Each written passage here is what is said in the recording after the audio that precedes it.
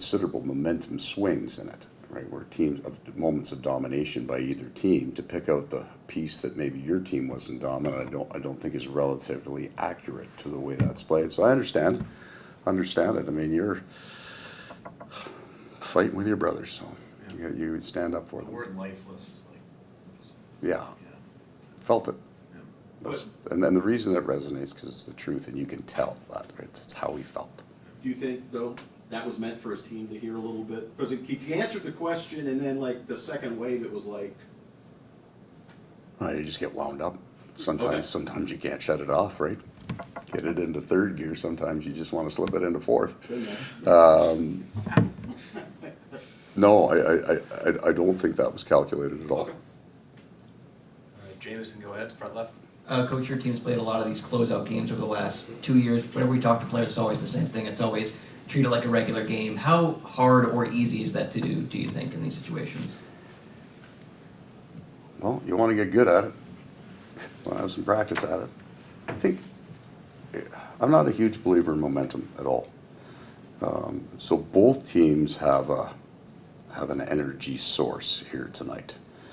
They have the advantage of the desperation source, and then maybe, I don't know if I've got the right word, we have the desire. Both teams want to play in an intelligent, I gotta call it the frequency, but a band, a wavelength that you want to operate in. So you want to make sure you're not below it, where desperation or desire makes you tight. At the same time, you can't operate above that band where your risk profile changes. For them, it would be the idea of making plays regardless of the cost, and for us, it would be trying to make that one killer play, or maybe it's the exact same concept. It's trying to make a play to change the momentum of the game every time you touch the puck, right? That's, for me, would be above the north border of what's right. So both teams have an energy source. They're going to try to adhere to their identity as best as possible, and you want to stay probably as close as you can to the upper limit of that intelligent band. Back right. Paul, you've got a Selke winner, a Vezina winner, a bunch of All-Stars, an All-Star MVP in there, a bunch of guys who played for the Cup last year, and blah, blah, blah, blah, blah. What was it about this group that they never skipped steps? And you've been saying that since camp. They really never skipped a step this year. What is it about this room that said we're not better than we think we are, for whatever reason? Yeah, that's leadership in the room. Like, when you look at minutes of coaching, right, your actual interaction with the team, it's not very minutes during the day.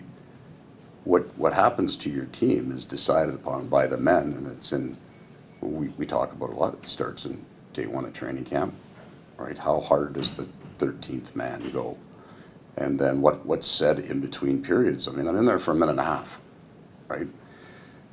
All the important things are done when the coaches aren't in the room, and they showed up to camp determined and focused, and that's who they've been all year. We had 3 blocks of the year, I think, where we didn't really love our game, and it was all hands on deck.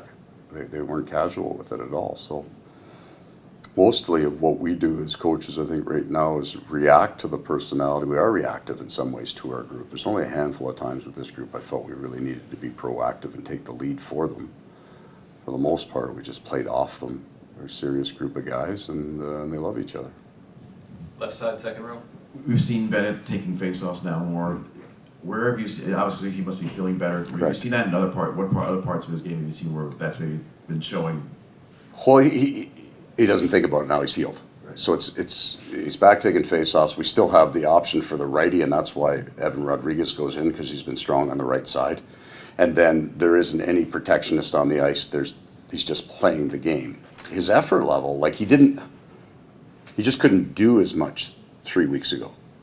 But to compete, the effort never changes for that guy. He's as consistent a driver as we have, that his game looks pretty much the same in terms of how hard he plays every single night, every practice. It's what he is. But he's back to the point, I don't think about it, like for me, he's healed 100%. I don't think about it on the bench anymore.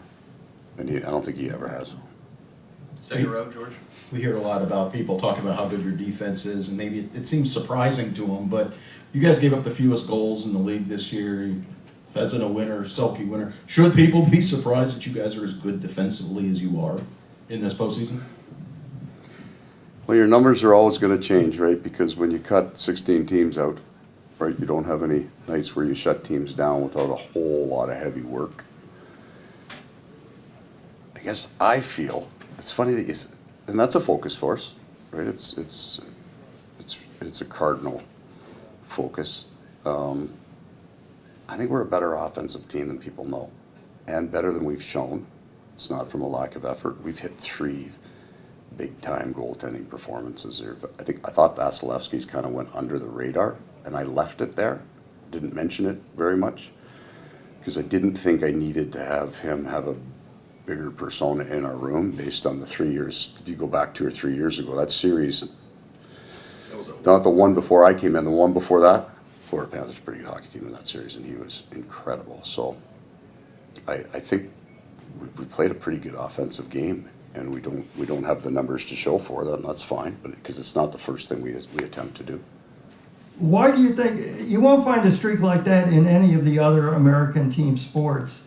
Why do you think it's so hard to make it this far in the NHL? And what gives you confidence that your team is going to be able to take that extra step tonight? So I won't think about those two things at all. I didn't know that. I'll take a chunk of that first, and I'm going to qualify it with I don't understand other sports at all. I haven't lived the life. I haven't been a part of what it's like to be on a football team and the physical toll it takes on them. But our sport certainly is unique in the 82 game full contact, and then it rises to a completely different level. I don't know basketball and I don't know football. I don't know if there's another level in baseball. It's not that kind of sport, I think. There's a major physical toll, and I also think probably if you top out, this wouldn't be true though, because 40 years, but if you top out at let's say you make it to the final, I don't know how many teams actually get better the next year, because you're usually paying a bunch of guys because they got to the final and their salary cap changes, and now you're going to lose some guys. Our hockey team got better from last year to this year. We had good men last year, and I still love that year, and I'll love that year separately and differently than any other year that I've coached. But we got better, right? We added 3 NHL defensemen, and we added a penalty killing right shot forward. So our hockey team is better this year. One more, right side, Mike. Just on one guy that was here last year, Montour. He seems to do everything for you. He has, every time we talk to him, he's got this infectious personality. Just how important has he been? Not really. Highly overrated. Yeah. Mean to cats. What does he add on and off the ice for you? Well, he's got this great personality, and he's got a huge tank. So about day 3 of training camp last year, I'm getting to know all these guys, and I'm watching this guy skate around. He's got a smile on his face at the end, and I'm thinking, you can't be smiling at this point. This has been way too hard. So I kind of grabbed him and said, I'd like to see you push a little harder tomorrow. He kind of looked at me. He was great about it, and then I started watching more and went, oh my God, can this guy skate? He's smiling because he can handle all this. So he's got this big tank on him, very fit man. And I think for me, he's found his place. That's how I feel about him. He's so much like possibly all of us, right? Certainly the guys in the room have come to a place where that specific thing that he does very well. He skates so very well. And he uses it on both sides. I think he had 7 hits in game 4. He uses it on both sides of the puck. That he can be himself, and then his personality is important in our room because he's funny, right? And he's got stuff to say. And when things are tense, he's still talking. He can live in the moment. He's a really, really important part of what we do, other than the bad attitude. Late for practice every day. That's what I used to say about Gus Forsling. Now I know he's the best defenseman in the world, right? All you got to do is sign and you get your own marketing program up here.